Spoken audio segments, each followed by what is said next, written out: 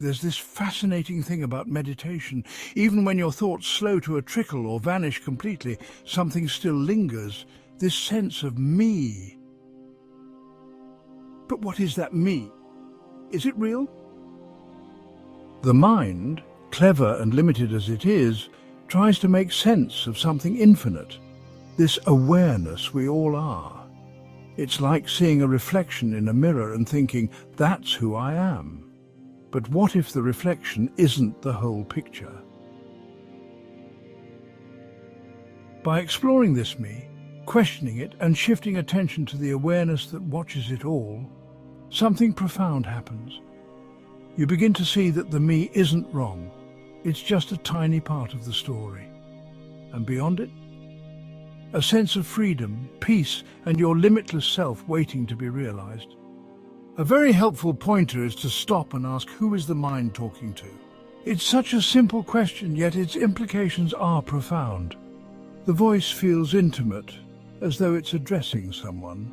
But who exactly is on the receiving end of this endless dialogue? And why do we mistakenly take the I thought as who we are? To truly explore this question, we must first examine what we commonly take for granted, the idea of me. This me feels solid and real, an entity at the core of all our experiences. It's the one who seems to think, feel, and live through life. But have you ever closely observed this sense of me? What is it really? When you look carefully, the answers may surprise you. Let's start by recognizing a simple truth. What we call life is a continuous flow of experiences. Sensations, thoughts, emotions, images and perceptions. These rise and fall within awareness like waves on an ocean. One moment there's joy, the next a pang of sadness, a memory of childhood surfaces, then a thought about dinner plans, then an itch on your arm. These are fleeting, ever-changing phenomena, yet all of them are witnessed, known and observed. If you pause and examine closely, you'll notice that you too are observing these waves of experiences. In fact, you're not the waves themselves, you are the one witnessing them. This witnessing is constant, unchanging and effortless, even as the content of your experience shifts from moment to moment. You are not the thoughts, not the feelings, not even the body. You are the awareness within which these occur.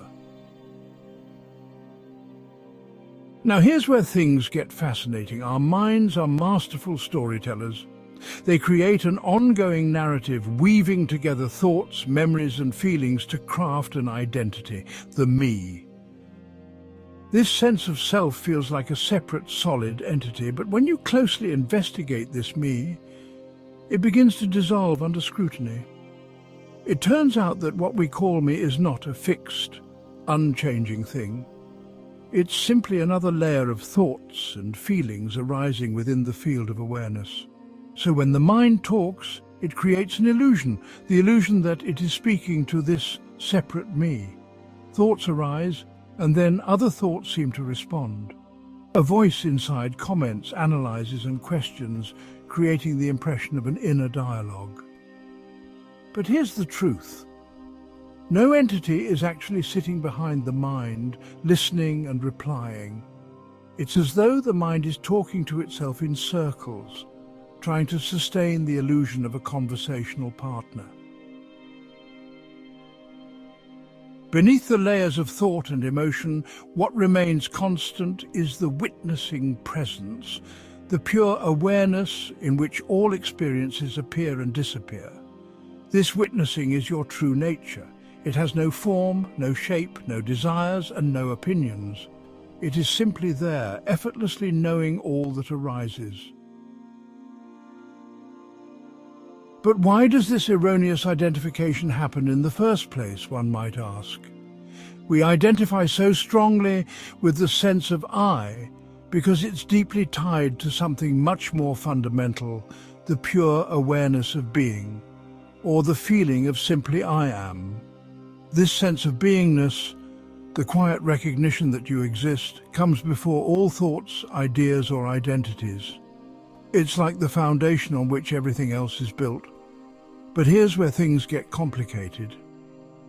The mind, with its habit of turning everything into concepts, grabs onto this pure awareness and creates a story around it. It forms a limited, separate sense of self, an I that feels tied to the body, the thoughts, the emotions, and the things we call ours. In doing this, the mind transforms something infinite and indescribable, this awareness, into something small and confined. This happens because the mind, by its very nature, can't truly understand what pure awareness is. Awareness isn't a concept, it's the very thing that allows concepts to exist in the first place. The mind, unable to leave it undefined, interprets this vast awareness through its own lens, turning it into a personal, separate self. Think about it. Before any thought or feeling arises, what is there? Just the simple knowing that you exist. This sense of I am comes first, untouched by labels or judgments. It's the essence of who you are, and everything else, your ideas, memories, possessions, gets added later, layered on top by the mind. When we start to question this process, we can shift our attention from the mind story of I back to the pure awareness itself. Instead of identifying with the thoughts that say, I am this, or I feel that, we focus on the raw, simple knowing of being that's always there, even before any thought of I. In doing so, we begin to see the truth. The I that the mind creates is just an interpretation. The mind borrows the feeling of awareness, of the limitless consciousness that underlies everything, and turns it into a concept of separateness. But this concept is not who you truly are. Your real self is the awareness that exists beyond all ideas, all boundaries, and all identities. By observing this process and gently turning your attention to the awareness itself, you start to see through the illusion of a limited self. What remains is the pure, infinite presence of who you have always been. Let's test this idea. Right now, assume, I am not the thinker of my thoughts, I am the awareness of those thoughts. Notice how thoughts come and go. A memory pops up. Who sees it? A sensation arises. Who is aware of it? The mind may claim ownership of these thoughts and experiences, but does the witnessing itself lay any such claim? No. The witnessing just observes. If you look deeply enough, you'll find that the I who seems to think, feel, and act is not a real separate being. It's an illusion perpetuated by the mind itself. When thoughts arise, try asking, who is the mind talking to? Each time you'll find no entity behind the mind, only the witnessing. Here's the extraordinary thing. The mind talks, but it talks to itself. It produces thoughts, and then more thoughts arise to engage with the first. This internal dialogue creates a sense of self-involvement that feels intensely personal. Yet it's all just mental activity, thoughts interacting with thoughts. The mind generates an I thought, a sense of identity, and then other thoughts seem to revolve around it. This I thought feels closely tied to our sense of consciousness, making it feel incredibly real. But when you investigate, this I thought is revealed to be just that. A thought, like a shadow mistaken for something solid. It loses its apparent power once it is seen clearly. What remains is pure witnessing, untouched by the mental chatter. One of the mind's cleverest tricks is to claim it wants to be free of itself.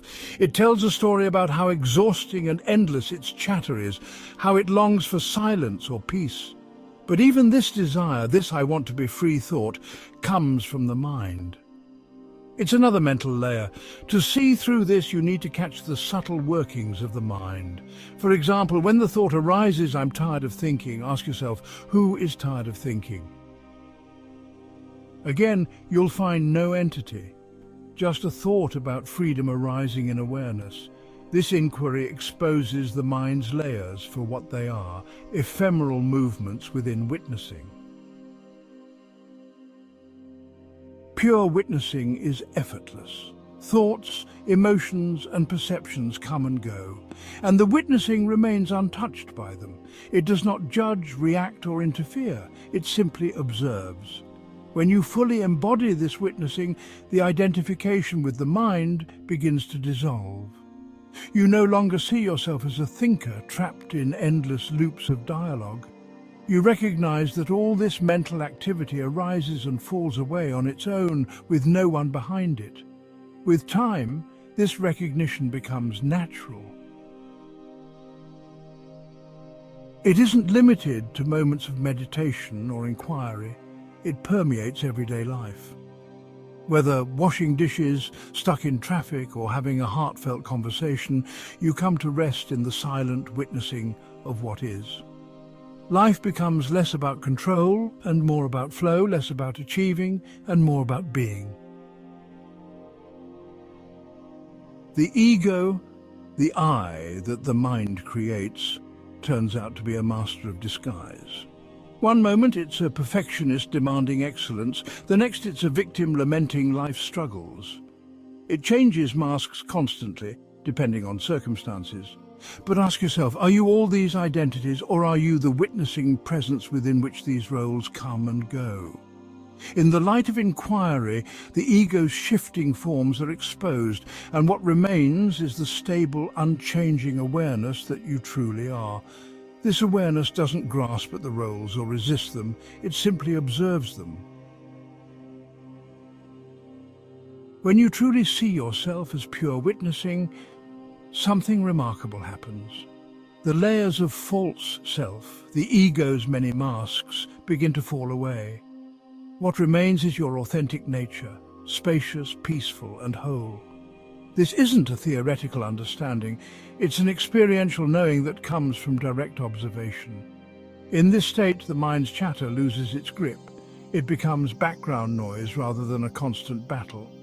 You no longer seek to silence the mind forcefully because you see it for what it is, a collection of fleeting thoughts without a central thinker. Life becomes lighter. Freed from the illusion of a separate me, you move through the world with ease and clarity. The witnessing presence, which you always were, shines forth unobscured. This inquiry, who is the mind talking to, isn't something you do once and forget. It's a practice to be integrated into daily life. Again and again, bring your attention to witnessing. Let this recognition permeate your being. Over time, the lines between self and other blur, and you rest in the understanding that all of it arises in awareness. So who is the mind talking to? No one. It talks to itself. And you are the silent witness, beyond words and thoughts, eternal and free.